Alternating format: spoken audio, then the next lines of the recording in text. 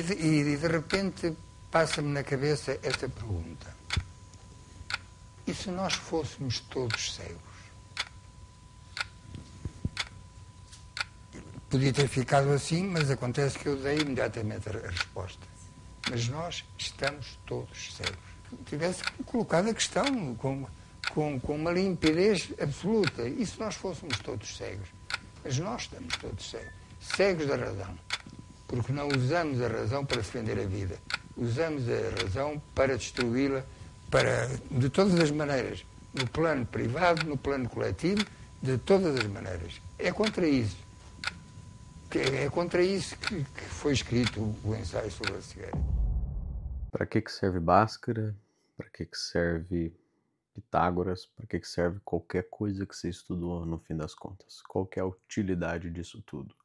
Hoje a gente vai bater um papo sobre minha visão nessas coisas e como minha percepção sobre esses temas mudou ao longo do tempo. Antes de começar, eu queria fazer uma ressalva de para quem que eu acho que é mais essa mensagem, né?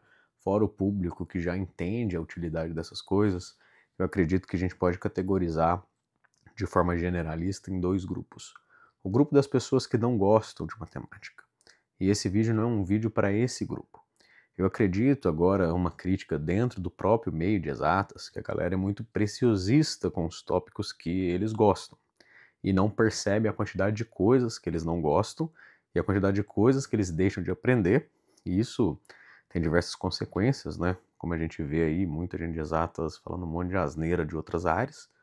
Mas quando falam a mesma coisa porque não gostam dos temas que nós estudamos, nós no geral ficamos extremamente ofendidos e queremos partir para uma defensiva muito grande. Então, esse vídeo não é direcionado para pessoas que descobriram que elas não têm afinidade porque elas não têm interesse em estudar exatas. Essas pessoas estão simplesmente explorando diversos tópicos e descobrindo que elas gostam de outras coisas. E isso está tudo bem. Esse vídeo é para as pessoas que nem se aventuraram a explorar um tópico antes de julgá-lo e de querer classificar eles como útil ou inútil. E para essas pessoas, né, a gente tem desde crianças, né, empreendedoras aí em podcast que, enfim, são influenciadas por outras pessoas adultas que também falam um monte de abobrinha, até as pessoas que realmente não param para pensar no conhecimento um pouco mais, param para pensar no que estão estudando um pouco mais ali. E é para essas pessoas que eu acho que essa mensagem tem uma importância maior. Então, para dar início, eu imagino que não é difícil concordar que quando a gente fala uma frase do tipo qual a utilidade desse tema, por utilidade aqui, a gente está realmente, na maioria das vezes, pensando sobre retorno financeiro. A cobrança por utilidade do conhecimento básico muitas vezes é num sentido de aplicação, e mais do que isso, num sentido de aplicação em retorno financeiro. E essa é uma visão muito limitada do conhecimento, essa é uma visão muito limitada desses temas. E é isso que a gente vai discorrer hoje. Eu queria começar esse vídeo com uma das histórias que eu mais gostei de escutar durante minha graduação, que é sobre o Faraday, um físico famoso.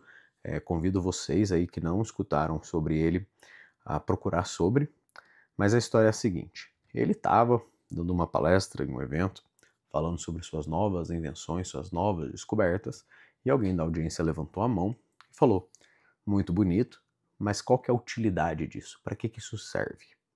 Faraday deu uma das respostas mais inteligentes que eu acho nesse tema. Ele olhou para a audiência e falou: bom, qual que é a utilidade de um recém-nascido? E essa resposta para mim, ela é fantástica, assim, porque ela tem exatamente todos os ingredientes. Porque pensa o seguinte, antes dessa quebra de paradigma, que é inventar algo, você nem tinha noção de que algo desse tipo poderia existir, e uma vez que alguém faz isso, você não tem a menor ideia de onde isso vai chegar. E tudo ao nosso redor hoje, todas as instâncias, já foram matéria de pesquisa básica. A pesquisa básica ela só não tem utilidade óbvia porque a gente nem sabe os desdobramentos que ela pode vir a ter. Mas nós todos nos beneficiamos e consumimos diariamente e exaustivamente todos os frutos do que um dia foi matéria de pesquisa básica. Mais do que isso, quando você se pergunta, né, vamos pegar um tema que é óbvio, uma pergunta que é muito famosa por aí, qual que é a utilidade de Bhaskara? Normalmente você teve um contato superficial com o que é Bhaskara. Você provavelmente viu uma fórmula, decorou ela, guardou ela para você e nunca pensou um pouco mais sobre isso.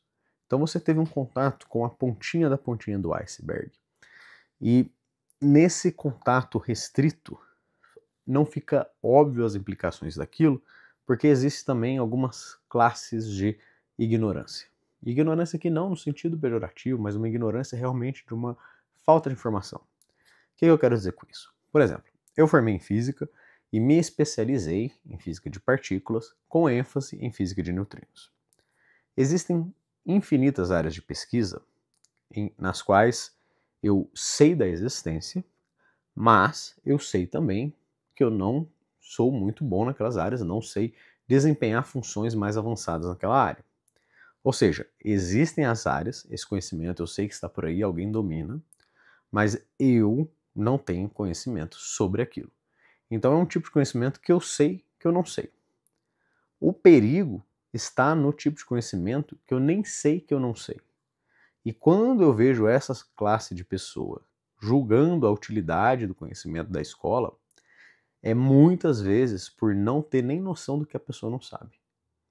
O que eu quero dizer com isso? A pessoa consumiu ali essa coisa numa pontinha do iceberg, talvez tentou um pouco aprender um pouquinho mais e se frustrou, e aí ela entra numa postura defensiva, numa postura de qual que é a utilidade prática disso? Para que eu tenho que aprender isso? Me convença que eu tenha que pôr esforço nesse tema. Se você não me convencer, eu não vou pôr esforço nesse tema. Porque ela por si só não consegue sair desse topo desse iceberg e entrar na profundidade do tema. Por exemplo, Bhaskara não é só uma forma, Bhaskara é uma técnica de resolução de uma classe de problemas. Você pode se perguntar como que a pessoa conseguiu propor uma solução geral para uma classe de problemas. Você já muda o tom da pergunta de utilidade para uma pergunta mais construtiva em termos de conhecimento. Você sai de uma ferramenta que você viu a resposta final e começa a tentar entender o processo por trás. Depois você pode se perguntar se essa resolução, se esse tipo de ferramenta para resolver uma classe de problemas também é útil para resolver outras classes de problemas similares. Você pode ir para potência superior, potências inferiores e ver o que você consegue fazer daí. Você vai então criando uma teia de raciocínio, de forma que eventualmente você vai criando não só a criatividade, você vai trabalhando também seu repertório, você vai aumentando o número de ferramentas e você vai aprendendo a fazer perguntas melhores, que é uma das habilidades mais difíceis de dominar, que vem só com prática e repetição. Então você sai, você está vendo que o que é Bhaskara ficou como algo secundário? Eventualmente você está explorando um mar infinito de coisas, aprendendo sobre muitos interesses novos que você nem sabia que tinha, e você pode descobrir algo que, enfim, vai moldar o futuro da sua vida aí, porque você pode descobrir um interesse mais profundo por um tema e orientar sua carreira em torno dele.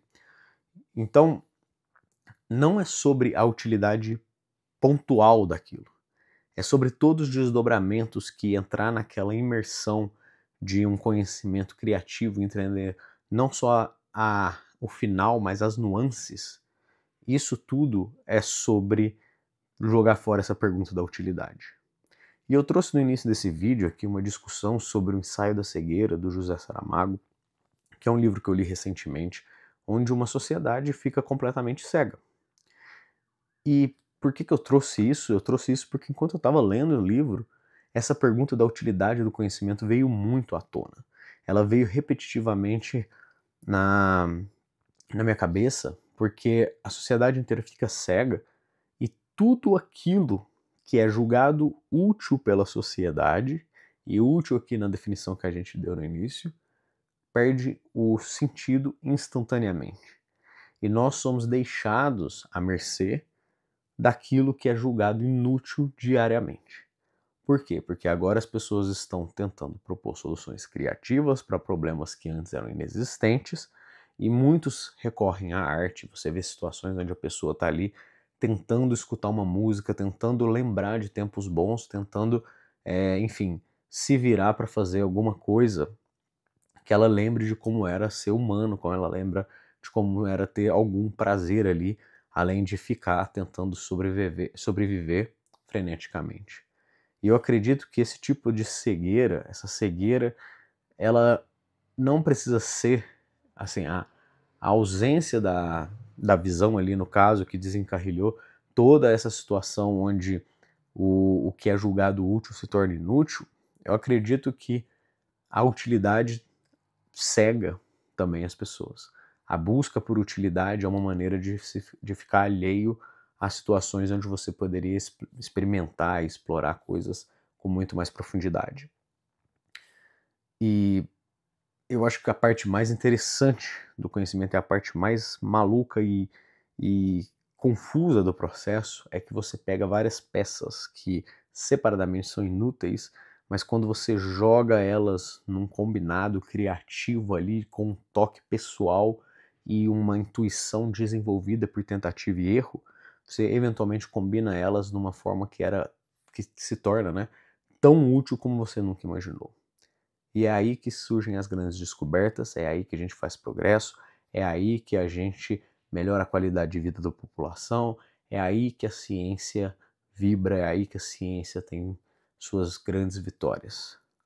Mas se você continuar simplesmente batendo na tecla de qual é a utilidade das coisas, qual é a utilidade de Bhaskara, qual é a utilidade de tema tal, qual é a utilidade de qualquer coisa dentro de áreas de conhecimento, você vai continuar igual um cavalo com uma viseira aqui assim. E provavelmente você está se negando chances de exercer uma das tarefas mais primitivas que a gente tem, que é a tarefa de pensar e criar soluções criativas para a coisa. Você está abrindo mão, de certa forma, das suas particularidades, da sua criatividade e da sua capacidade individual de produzir coisas novas e de ter ideias interessantes.